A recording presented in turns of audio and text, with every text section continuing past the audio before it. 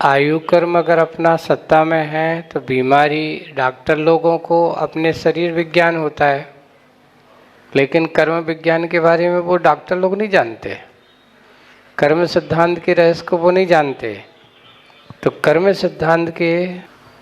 सिद्धांत को अगर अपन करना है, समझना है, तो कर्म सिद्धांत कहता है कि जब तक तुम्हारा आयु कर्म है तब तक कुछ भी कोई भी चाहे कैसे भी कुछ ना करना चाहे कभी कुछ होने वाला नहीं है।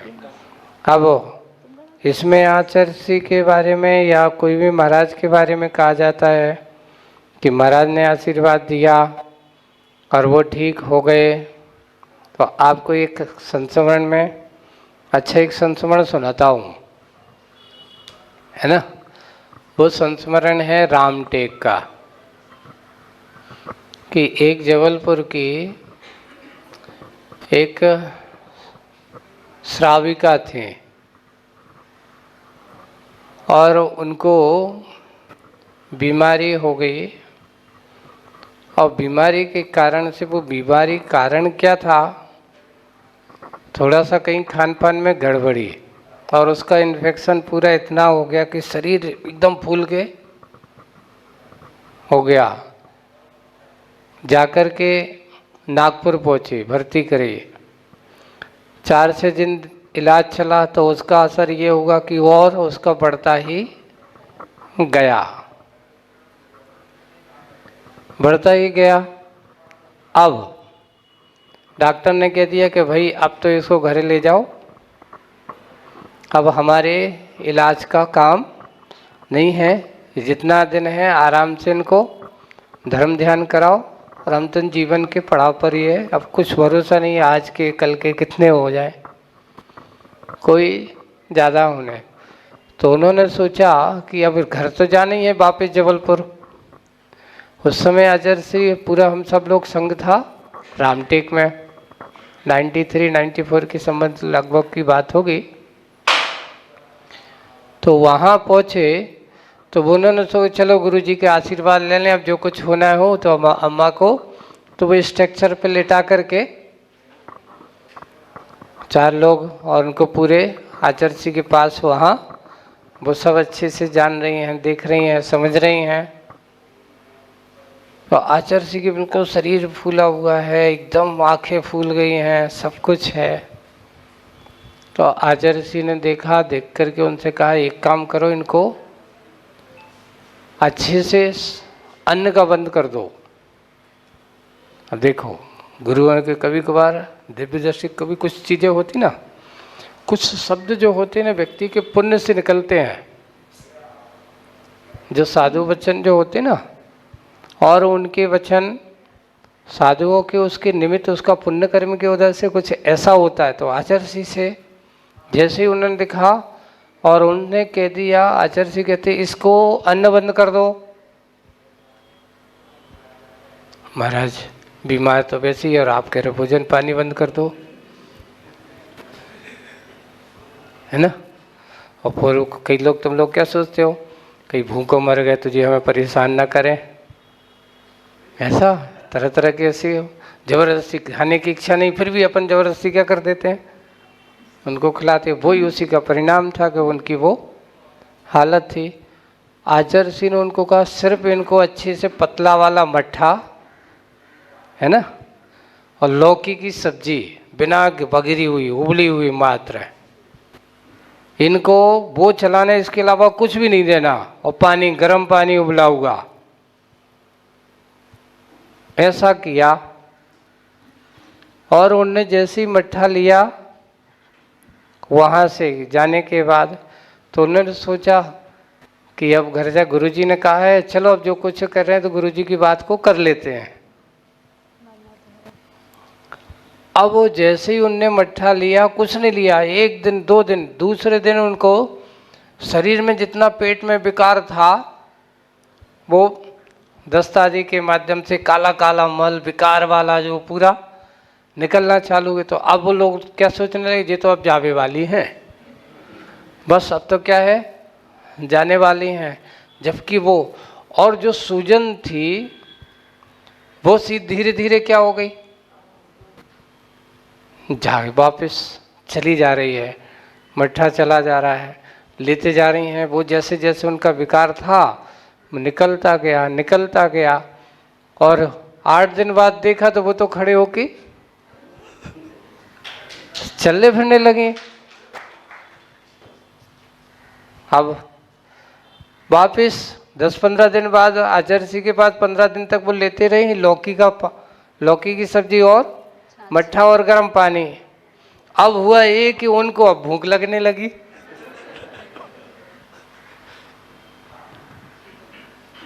अब क्या करें? तो बोले कि चलो आचार्य जी के पास। फिर चले कि आचार्य जी बड़ा चमत्कार हो गया, आपने जो दवाई बताई, बड़े बड़े डॉक्टर, नागपुर के डॉक्टरों की दवाई फेल आपकी दवाई के सामने। और आपकी दवा थोड़ी थी, भोजन ही सबसे बड़ी दवा थी, पथ्य ही उनकी दवा थी। जो अपच था वो बढ़ता जा रहा था और बढ़ते बढ़ते उसके कारण से वो शरीर में और इन्फेक्शन को बढ़ा रहा था, पचा नहीं रहा था। और वो इन्फेक्शन जो था वो निकल गया और निकल जाने के बाद आचार्य जी के पास गई। आचार्य जी, आपने तो हमें सबको त्याग करा दिया था, अब हम तो ठीक हो गए। अब क्या करें? तो बोले कि आचार्य जी ने कहा वो तो तुम्हारी बीमारी के लिए दवाई थी, अब अगर तुम्हें अच्छा लगता है तो ये ध्यान रखना, अभी भी तुम्हारे लिए भोजन में रोटी ज़्यादा, अभी सिर्फ दलिया लेना है या कोई भी ऐसा हल्का भोजन करना है। वो करते करते वो आदमी करीब करीब 2-3 साल फिर चली। जिन डॉक्टरों ने क्या कह दिया था कि जाओ अब तो सेवा करो 2-4 दिन की, 2-4 साल चल गई। तो ये होता है कभी कभार कुछ डॉक्टरों का निदान नहीं काम कर पड़ता, कुछ व्यक्तियों के, गुरुओं के वचन में द्रव्य दृष्टि देख करके और उनके सहज रूप में कभी कभार कुछ चीज़ें ऐसी होती ना, सामने वाले देखो इसको ये ऐसा करो ठीक हो सकता है, महाराजों के वचन, कभी कभार गुरु, और वही हुआ। तो ये सब व्यक्ति का पुण्य के कारण से होता है।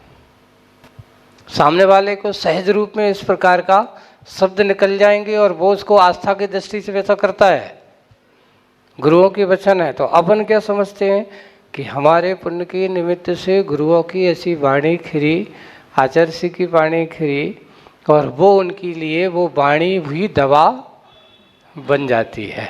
इसलिए आस्था विश्वास जो होता है ना, वही हमारे लिए चमत्कार का सबसे बड़ा, हमारी आस्था हमारा विश्वास ही चमत्कार का कारण होता है, और कोई नहीं है। गुरु महाराज चमत्कार के पीछे हमारे महाराज कभी भी नहीं। ऐसा क्या होता है, सहज ही व्यक्ति का पुण्य ही उसका लिए सब कुछ कारण होता है। आहार देखो, अंगूठा अंग नहीं है, इसको बोलते हैं उपांग है। तो अभिषेक और आहार दान देना उनके लिए कोई बाधा नहीं है, दे सकते हैं, उसमें किसी प्रकार की कोई, देखिए प्रतिमा जैसे होती ना, अंग भंग होने पर पूजनी नहीं होती। अगर उपांग वगैरह टूट गया, जैसे अंगुली वगैरह टूट गई, कान टूट गया, थोड़ा बहुत नाक टूट गई, तो वो खंडित नहीं है। तो ऐसे ही उनके लिए, पूजा करने वाले के लिए, अगर अंगूठे में अगर कुछ हो गया, अगर पैर कट जाता, हाथ कट जाता, तो उनके लिए मना किया जाता, क्योंकि ये अंग माने जाते। अंगुली वगैरह अगर है तो उनके लिए आहार दान पूजन आदि करने में कोई बाधा नहीं, अच्छे से करना चाहिए, बहुत अच्छे से भक्ति भाव के साथ करते रहना चाहिए। हम भगवान के सामने जाकर के पूजन कर रहे हैं और भावना भा रहे हैं कि हे भगवान, होवे सारी प्रजा को सुख, धर्मधारी हो नरेशा। ये हमारी भावना है, हम मांग नहीं रहे भगवान से, है ना। तो ये हम क्या कर रहे हैं, कामना कर रहे हैं शांति पाठ के माध्यम से कि विश्व में सारी की सारी शांति हो। और शांति की कामना करने हैं तो हमारे देश का राजा कैसा हो, धर्म का नायक हो, सबको धर्म के मार्ग पर चलाने वाला हो। तो ये हम भावना रख रहे हैं, ना कि मांग रहे हैं, है ना। तो मांगा नहीं है, प्रजा हमारी सारी, देश में किसी प्रकार की कोई अशांति ना हो, कोई ऐसा दंगे ना हो, किसी प्रकार का कोई, और यहाँ जा कर के कोई आतंक आदि का कोई संहार आदि ना हो। इसलिए हमारी प्रजा कैसी, हम सब प्रजाजन हम भी हैं, सभी सुखी से रहें, किसी प्रकार का कोई दुख ना हो। तो ये हमारी भावना है, हम ऐसी कामना करते हैं। पूजन करने के बाद सबके कल्याण की भावना करते हैं, सबके सुखी होने की भावना करते हैं। जब आप भी सोचते होंगे जब हम छोटे थे तो हमारी माँ, तो हम भी ऐसा लगता था, है ना, हम भी लगता था कि ये माँ हमारे पीछे ही पड़ी रहती है ऐसा लगता था कि नहीं लगता। तो उस समय क्या है, एज की समय उसकी बुद्धि ऐसी हो जाती, तो अपन को टेंशन नहीं करना चाहिए, होता है, स्वाभाविक है ना। उस समय अपन को अपना कर्तव्य नहीं करना है, हमें करते रहना चाहिए कि अभी दायित्व तो थोड़ी सी डांट उनको जरूरी है। अगर नहीं डांटेंगे तो वो आगे जा कर के वो कसाय की ग्रंथि नहीं बनेगी, स्वयं वो समझ जाएगी कि हाँ ये ऐसा जरूरी है।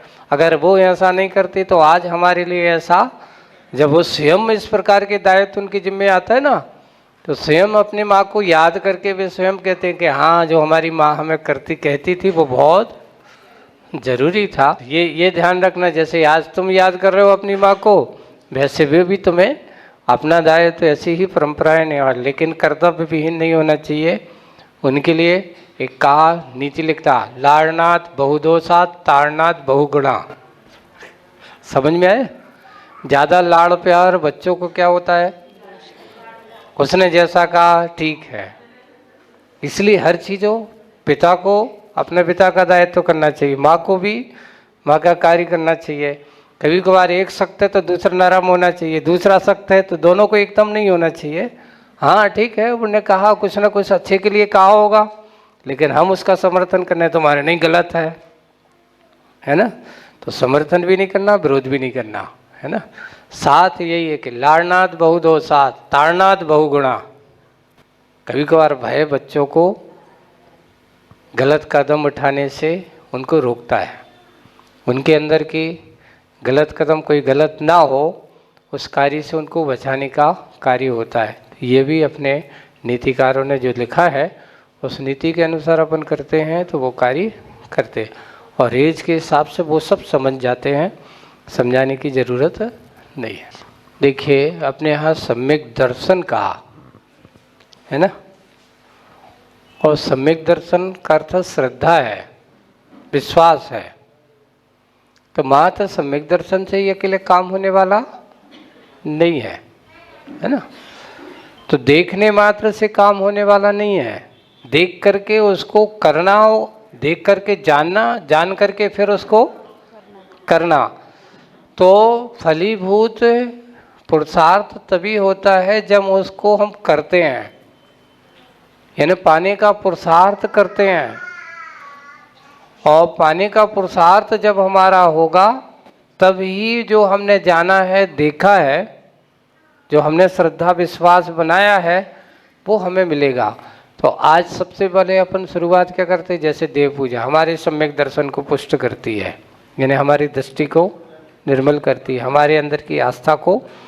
अब सम्यक दर्शन हो जाने के बाद उसको ज्ञान की प्रवृत्ति, उसको और पाने का और विशेष डीपली जाता है, गहराई में जाता है, और डीपली जा कर के उसको और गहराई में पाने का प्रयास करता है। लेकिन जब तक आस्था नहीं होगी तब तक उसके कदम आगे बढ़ने वाले नहीं है। तो पाने का पुरुषार्थ भी हमें होना चाहिए, अकेले जानने से काम नहीं होगा, है ना, जानने से प्राप्ति नहीं होती। इसलिए जानो, जान करके पाने की प्रयास करो तभी उसकी प्राप्ति होगी। मान लो कोई हार्ट अटैक की दवा है और सिरदर्द की दवा अलग है, तो सिरदर्द की दवा हार्ट अटैक पे काम नहीं करेगी, है ना। हार्ट अटैक की दवा हार्ट अटैक पे ही काम करेगी और सिरदर्द की दवा सिरदर्द पे काम करेगी। तो बेटा मानव सेवा जो वो सेवा भी आपकी है वो भी अच्छा है ना, लेकिन तुम कहो कि हमारा कल्याण उससे ही होगा, यही धर्म है, ऐसा नहीं है। हम अपने आप को ये सोचें कि जब तक आप अपने सच्चे देवसाज गुरु के प्रति आस्थावान नहीं बनोगे, मंदिर आदि की क्रिया है, मैं आपसे ये नहीं कह रहा हूँ कि वो नहीं करिए, करिए, लेकिन पहले हमारा ये भी कर्तव्य है इसको भी करना चाहिए। लेकिन तुम दोनों को एक कर दो तो आपको सबकी दवाएं एक ही हो जाएं, ऐसा नहीं होता है ना। जैसे दवाएं अलग अलग सबकी मर्ज की अलग अलग है, वैसे ही धर्म की स्वरूप भी सब जगह अलग अलग है ना। हमारी विवेक बुद्धि स्वयं, इससे अपन को काम करना चाहिए कि मान लो आपने अभिषेक कर लिया, ठीक है, तत्काल पानी से आपने अभिषेक कर दिया है ना। मान लो वो गंधोदक आपका 4 घंटे तक रखा रहा है ना, बाहर बाद 4 घंटे तक आपका वो गंधोदक रखा, प्रासुक नहीं है जल आपका, अब उसमें जीवोत्पत्ति हो गई, पानी का स्वभाव है, 48 मिनट बाद उसमें जीवोत्पत्ति हो गई। उन जो कहने वाले व्यक्ति हैं उनको ये सोचना चाहिए कि हमें हमारे भगवान को किसी प्रकार का जो भी कार्य करते अपन हैं उसमें किसी प्रकार का सावध नहीं होना चाहिए। आज क्या हो गए, परंपराओं मूढ़ताओं के प्रति लोगों ने विवेक बुद्धि नहीं लगाते, नहीं हम तो ठंडे से ही करेंगे। हमारे सामने भी एक जगह एक समस्या आई, एक श्रावक के मन हुआ, पिछले साल की बात है, कि मुझे इस मंदिर में क्या करना है, सिद्ध चक्र विधान कराना है। वहाँ की कमेटी वालों ने कह दिया कि ठीक कराओ, कोई दिक्कत नहीं है, लेकिन हमारा अभिषेक यहाँ ठंडे पानी से होगा। तो उन्होंने कहा भैया आप जैसे करते हो, लेकिन विधान में हम जो भगवान ले जाएंगे यहाँ पे बाहर, तो हम लोग तो शुद्ध गर्म पानी से, अच्छा ऐसे प्रासुक पानी से ही भगवान का अभिषेक करते हैं, मेरे मंदिर में ऐसा नहीं होगा। भैया भगवान का मंदिर है क्या तेरा मंदिर है? खैर तू अध्यक्ष बन गया तो भगवान का करता धरता, तो अगर दूसरा व्यक्ति अपने विवेक बुद्धि से करना चाह रहा है ना, तो उसको अपनी विवेक बुद्धि से करना है। तो तुम्हें क्या ना, तुम्हारी आस्था नहीं है, तुम्हें ठंडे से करते हो, तुम ठंडे से करो, लेकिन सामने वाला अगर प्रासुक से कर रहा है तो तुम्हें बाधा क्या है? वो करके कर रहा है भगवान का अच्छे से, क्योंकि आगे जाकर के गंधोदक में किसी प्रकार की जीव उत्पत्ति ना, लोग आएंगे उसमें हाथ डालेंगे, फिर बाद में जीवों की हिंसा होगी, किसको दोष लगेगा? ये जीवों का वध का कारण तो नहीं हो रही। तो ये भी हमें सोचना चाहिए, नहीं हमने पूजन तो कर ली और बाद में उसमें ज़्यादा असंख्यात जीवों की हिंसा हो रही है, तो वो हमारी विवेक बुद्धि नहीं है। जावाणी के ज्ञान ते सुचलो कालो सगनमो सदा दे थोड़ो पानी भारती तो जपो दिन रैन